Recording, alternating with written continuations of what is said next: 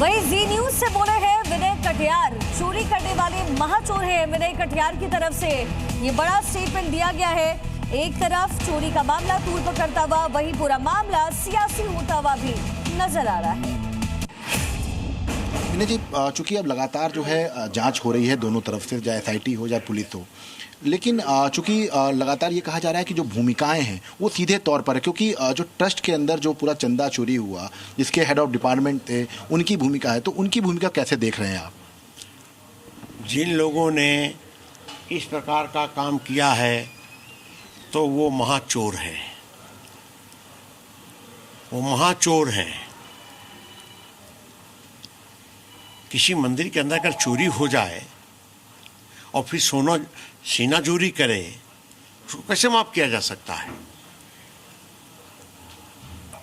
आप अच्छा काम कर रहे हो और थोड़ी देर में आप कुछ इधर उधर कर दो तो आपका भी मन ठीक नहीं होगा और जो साथी है उसका भी मन ठीक नहीं होगा।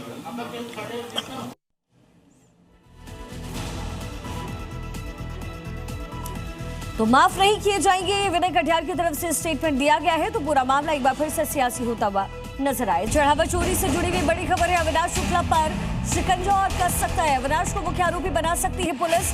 अभी तक कोई भी इस पूरे मामले में मुख्य आरोपी नहीं है।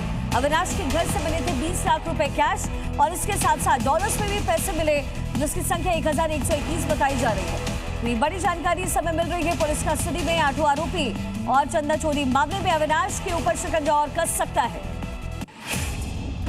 वही आरोपी लवकुश मिश्रा से जुड़ा हुआ बड़ा खुलासा। लवकुश का मकान अवैध निकला है, जिसके ऊपर बुलडोजर कार्रवाई सरकार करने जा रही है। मकान का नक्शा पास नहीं था, निर्माणाधीन यह मकान थी, जिसके ऊपर अब कार्रवाई होगी। अयोध्या विकास प्राधिकरण की जांच में ये बड़ा खुलासा हुआ है। मकान का एरिया 1000 वर्ग फीट से अधिक था, लेकिन इसका नक्शा पास नहीं था, जिसके बाद सरकार की तरफ से बुलडोजर कार्रवाई संभावित है।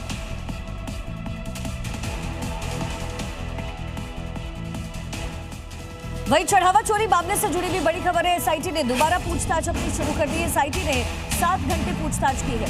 अनिल मिश्रा से 1 घंटे सवाल जवाब हुए हैं। गोपाल राव से 2 घंटे तक पूछताछ हुई। ट्रस्ट कर्मचारियों से भी सवाल जवाब किए गए हैं। ये बड़ी जानकारी इस समय मिल रही है। चढ़ावा चोरी मामले से जुड़ी हुई बड़ी जानकारी इस समय मिल रही है। एसआईटी ने एक बार फिर से अपनी पूछताछ शुरू कर दी है। एसआईटी ने 7 घंटे पूछताछ की है। अनिल मिश्रा से 1 घंटे सवाल जवाब किए गए हैं। गोपाल राव से 2 घंटे तक पूछताछ हुई है। ट्रस्ट कर्मचारियों से भी सवाल जवाब हुए हैं। साथ ही चंपत राय से भी क्रॉस क्वेश्चनिंग हुई है। ये कहा जा रहा है जो उनकी तरफ से स्टेटमेंट दिया गया था उसका मिलान इन बयानों से हुआ है। तो एसआईटी की जांच 7 घंटे हुई है। पूछताछ लगातार चल रही है। अनिल मिश्रा से 1 घंटे पूछताछ हुई। गोपाल राव से 2 घंटे, ट्रस्ट कर्मचारी से 2 घंटे जो स्टेटमेंट्स है वो हुए हैं और वेरिफिकेशन इन स्टेटमेंट्स का, यानी कि ये जो बयान है उसका मिलान लगभग 2 घंटे हुआ है। तो मैराथन पूछताछ चली है।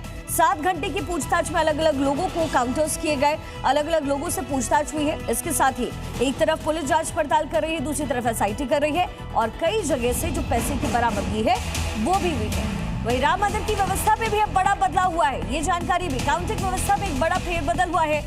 राम मंदिर में नया ड्रेस कोड लागू रहेगा। ड्रेस में कोई जेब नहीं होगी।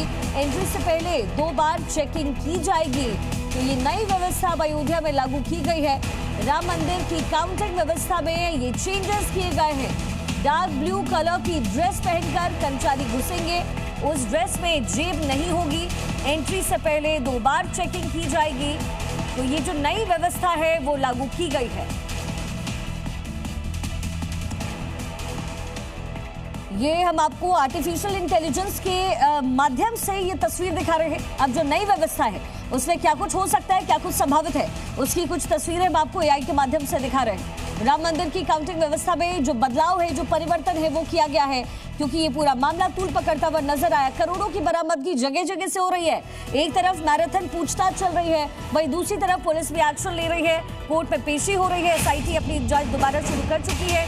एक बार फिर से विजिटिंग उसकी हुई है। वहीं चंदा चोरी के आरोपी अविनाश पर ये बड़ी जानकारी है। पुलिस अविनाश को प्रतापगढ़ इस समय लेकर के जा रही है। आज सुबह टीम की रवानगी हुई थी, जिसकी तस्वीरें जी मीडिया ने सबसे पहले आपको दिखाया। आरोपी अविनाश पर बड़ी खबर है। पुलिस अविनाश को प्रतापगढ़ लेकर के जा रही है। अविनाश की बाइक बरामद करने के लिए पुलिस लेकर के जाएगी।